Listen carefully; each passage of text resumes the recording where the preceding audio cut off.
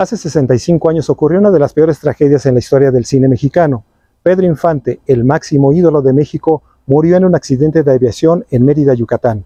Esta es su tumba, aquí están sus restos, y en este lugar cada 15 de abril se reúnen decenas de personas para festejar con él su aniversario luctuoso. En esta ocasión, vamos a conocer qué sucedió aquel 15 de abril de 1957 en Mérida, Yucatán, y por qué Pedro Infante abordó tan presurosamente aquel avión que se desplomó. Se dice que fue una llamada telefónica de emergencia la que lo hizo regresar a México. Pero, ¿quién hizo esta llamada? ¿Por qué Pedro abordó un avión de carga en lugar de uno comercial? Eso se los voy a contar. Yo soy Edmundo Pérez, bienvenidos.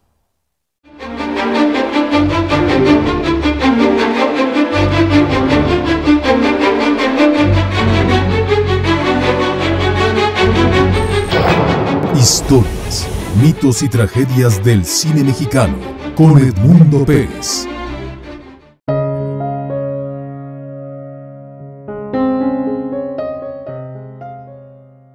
El 9 de abril de 1957 una noticia impactó al medio artístico de México. La Suprema Corte de Justicia de la Nación declaró nulo el matrimonio del actor y cantante Pedro Infante y la actriz Irma Dorantes, celebrado el 10 de marzo de 1953. Esto luego de la demanda iniciada por María Luisa León, esposa legítima del actor, quien en 1952 lo acusó de haberse divorciado de ella de manera ilícita, al suplantar su personalidad jurídica con otra mujer que firmó en su nombre el acta de divorcio en un juzgado de Tetecalá, Morelos. Con esta resolución de la Suprema Corte de Justicia de la Nación, María Luisa León confirmaba su posición de esposa legítima y única de Pedro Infante. El conflicto por haber realizado su matrimonio con Irma Dorantes el 10 de marzo de 1953 y los constantes ataques legales de María Luisa León habían llevado a Pedro Infante a refugiarse en su casa de Mérida, Yucatán, para evitar el acoso de la prensa y los reclamos cada vez más enérgicos de quien él consideraba ya era su exesposa. La noche del sábado 13 de abril de 1957, y ante una inminente orden de detención con fines de encarcelamiento para Pedro Infante e Irma Dorantes por haber incurrido en el delito de bigamia. El delito de bigamia se había consumado en Pedro Infante desde el momento en que el actor se había casado ilícitamente con Irma Dorantes sin estar divorciado legalmente de María Luisa León. Esto se agravó aún más con el nacimiento de la pequeña Irma Infante Aguirre. En ese entonces, este delito tenía una penalización de 5 a 7 años de prisión sin derecho a fianza. Irma Dorantes, quien se hallaba en la Ciudad de México, entró en un momento de terrible angustia, miedo y desesperación, sintiéndose desprotegida ante lo que judicialmente se venía sobre ella.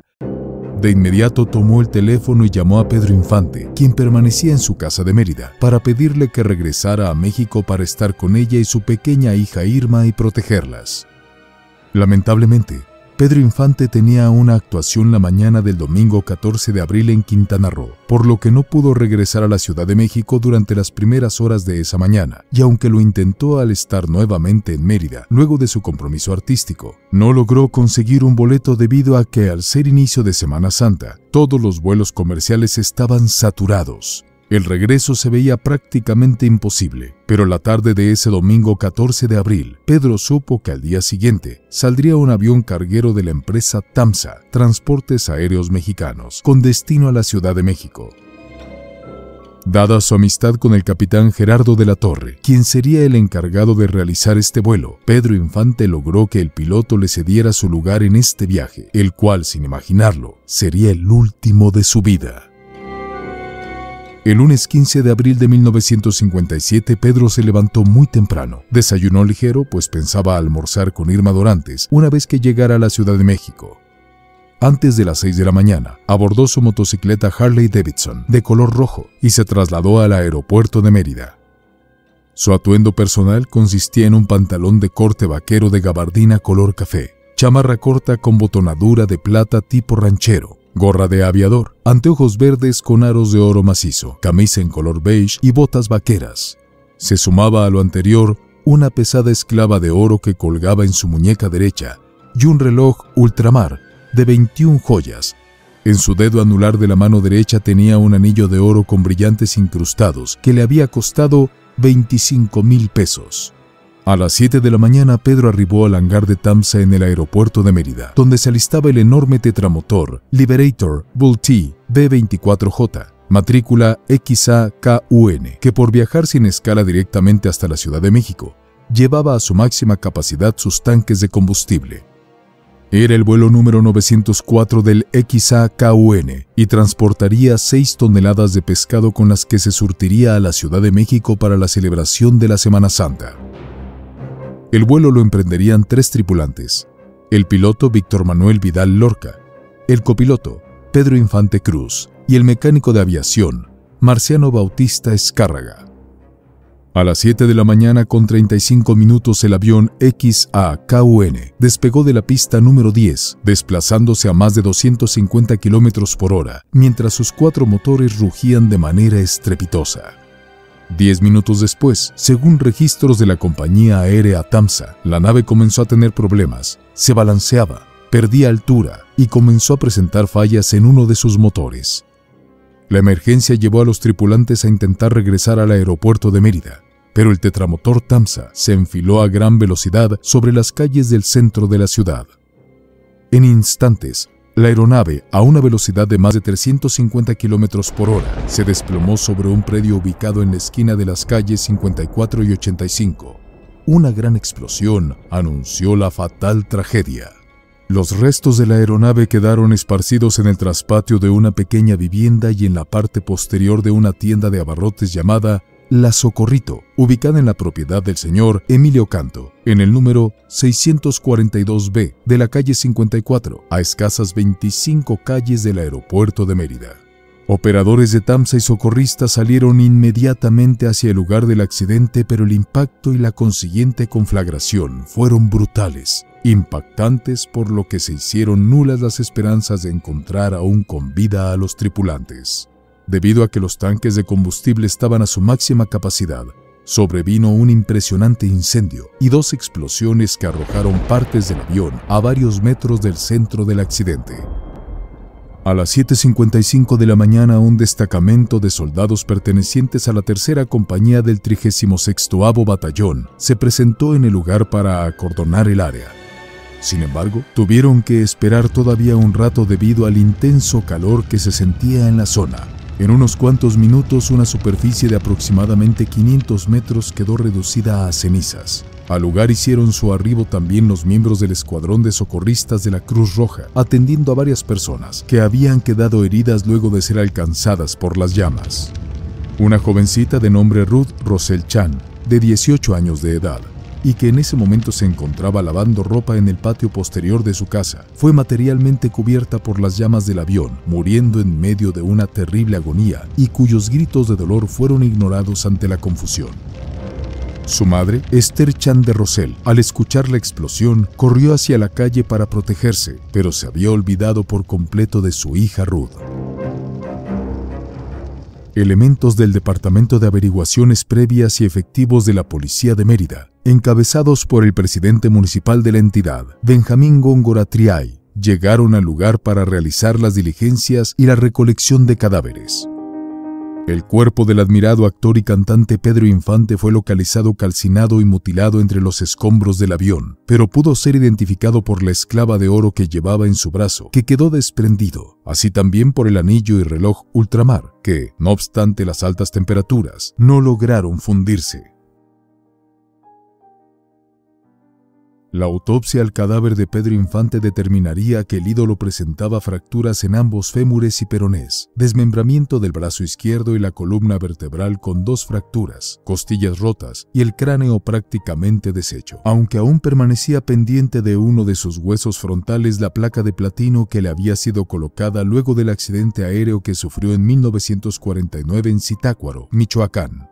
Pedro Infante tenía una estatura aproximada de 1.70 metros, pero tras fallecer calcinado sus restos se redujeron a solo 77 centímetros, mientras que su peso corporal, de 74 kilos, se consumió a 22 kilos.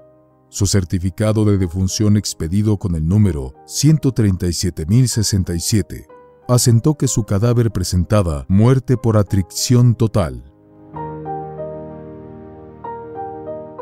Dígame, José, usted es de las personas que ayudaron a extraer los cadáveres, ¿verdad? ¿Cuál fue el primero que sacaron? Es decir, este parece que, según por lo que usted dice, que tiene una placa de metal, cree que sea de Pedro Infante, ¿verdad? Sí, bueno, pues el primero que sacamos fue de Pedro Infante. Nuestros micrófonos ahora hasta las oficinas de la compañía TAMSA para certificar esta noticia que hemos dado a ustedes. Hace unos momentos, o sea, el rumor que corre por este lugar acerca del nombre de los tripulantes que viajaban en el avión de TAMSA que se estrelló esta mañana como a las 7:15 en el cruce de las calles 54 y 87. Hasta TAMSA nuestros micrófonos en este momento. Señor Fernando Vales, ¿es realmente cierto que nuestro querido Pedro Infante ha fallecido? Lamentablemente, sí es cierto. Aquí tenemos las órdenes de despacho debidamente firmadas por Pedro Infante como copiloto.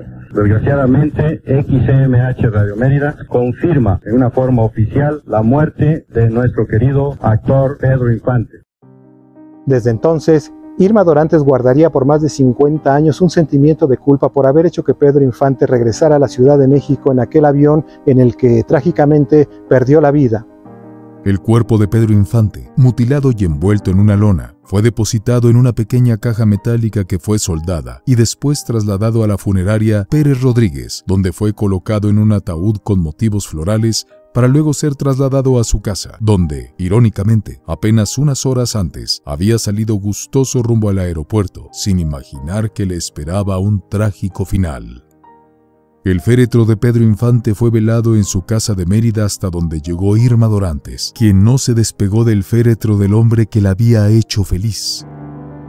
La mañana del 16 de abril el féretro fue trasladado a la Ciudad de México, a bordo de un avión Douglas DC-3, matrícula XAHEY, propiedad de Transportes Aéreos Mexicanos. A las 10:55 horas la aeronave llegó al aeropuerto de la Ciudad de México, donde ya lo esperaba una multitud que, doliente y consternada, no podía creer que Pedro Infante hubiera muerto. Tras una dificultosa caminata, el féretro quedó depositado en una carroza de la agencia Galloso, que lo condujo hasta la funeraria del mismo nombre, donde se cambió el ataúd de madera por uno metálico en color gris plomizo.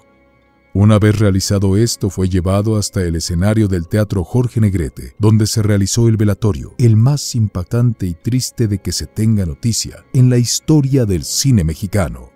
Ahí estaba su frágil madre doña Cuquita, su esposa legítima, María Luisa León, e Irma Dorantes, que permaneció oculta en un camerino hasta que la viuda legal se retiró a descansar y ella pudo acercarse al ataúd. El miércoles 17 de abril de 1957, los restos de Pedro Infante partieron hacia su última morada. El cortejo salió de la capilla ardiente en el Teatro Jorge Negrete a las 11 de la mañana, para enfilarse entre una interminable muchedumbre que no dejó de seguir la caravana hasta el Panteón Jardín, donde, antes de depositar el féretro bajo el seno de la tierra, el ataúd fue abierto para que sus deudos se despidieran por última vez. Fue en ese momento en el que Irma Dorantes se desprendió de un enorme crucifijo de oro que meses antes le había regalado Pedro para depositarlo sobre el cristal del féretro, ante la mirada retadora de la viuda legal, María Luisa León. El funeral de Pedro Infante ha sido el más impactante y desgarrador de que se tenga memoria en la historia del cine mexicano. Ningún otro actor o cantante ha recibido tantas muestras de cariño y afecto de la gente. Al sonar de las trompetas de decenas de mariachis, el cuerpo del más grande ídolo de México descendió para siempre a la tierra. Sonaron las golondrinas, callaron por un momento las musitaciones, se derramaron lágrimas inundando los lamentos. Y en medio de ese mar de sentimientos de nostalgia y dolor ante la más sentida de las pérdidas, Pedro Infante, aquel muchacho pueblerino que un día de 1938 llegó a la Ciudad de México proveniente de Sinaloa, lleno de ilusiones y esperanzas por conquistar al público, pasó a la inmortalidad y se convirtió en el más grande ídolo que ha dado México, un artista único, excepcional, con una gran estrella, un carisma inigualable y una personalidad arrolladora que nunca perdió lo más valioso que tenía y que lo hizo ser el más grande, la sencillez y humildad. Así era Pedro Infante.